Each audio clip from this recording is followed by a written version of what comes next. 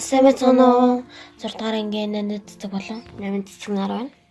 За бид өөрсдийн подкастаараа 9 охины өдрийн тэмдэглэл хэмээх номыг подкастт оруулж байна.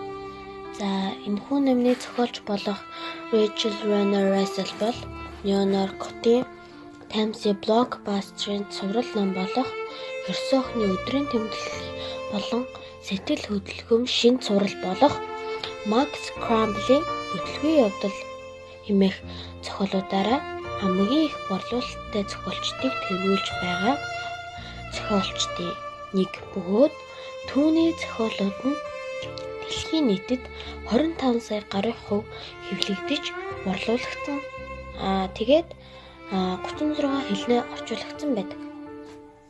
Түүнд бас зохиолоо бичигдэн, найруулгатан, зурхтан тусалдаг Эрин Никиг хоёр охинтой бөгөөд тэр хоёртойгоо хамтарч ажиллах дуртай хэмээн хэлсэн байдаг юм билээ. За тэгээд зохиолчийн гол баримталдаг зүйл бол өөрийн дотоодод байгаа гинэн тэнэг байдлыг тодруулж байх хэмээсэн байдаг юм билээ. За тэгээд энэхүү 9 охины өдрийн тэмдэглэл гэх ном нь 10 бүттэй бөгөөд тэр бүтүүдийн би 1 2 3 гэж хэлж өгье. За тэмдэглэл 1 дээр нь тиймч гайхалтай биш амьдрал гэдэг. Тэмдэглэл 2 дээр нь тиймч олны танаас биш үдшилний охины төв. Тэмдэглэл 3 дээр нь тиймч авьяаслах биш бодийн төв.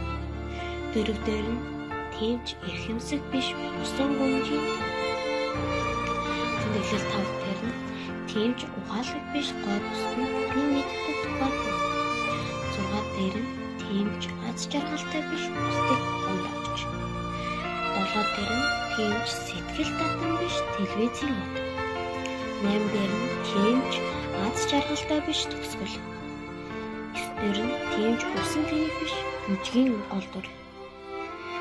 10 дээр нь тиймч төгс биш амьтан асрагч гэсэн 10 бүттэй бөгөөд энэхүү номонд нь зохиолч нь Ники гэх охиноо гол дүрээр охин болгосон байдаг ба энэхүү номонд нь ганцхан энэ охины тухайч биш одоо өөр олон сонирхолтой хөгжилтэй үйл явдал болдог. За энэхүү охин яг юунаас эхэлдэг гэхээр шинээр сургуульд шилжиж ирж байгаагаар эхэлдэг. Тэгээд яг шинээр сургууль шилжиж ирээд яг ямар хэцүү байдаг, ямар гоё байдаг, яг өөрт нь юу тохиолдсныг дандаа өдрийн тэмдэглэлдээ дандаа юу ч болсон бичиж байдгийг одоо харуулсан ном байдаг. Тийм тэгээд одоо яаж ингэж найзуудтай болох вэ? Тэгээд бас ер нь л бол хөгжилтэй ном, гоё ном гэж тий. Айгаа хөгжилтэй, сонирхолтой. Тэгээд яг бичиж байгаа юм яг бас үйл явдлын зургаар үзүүлдэг.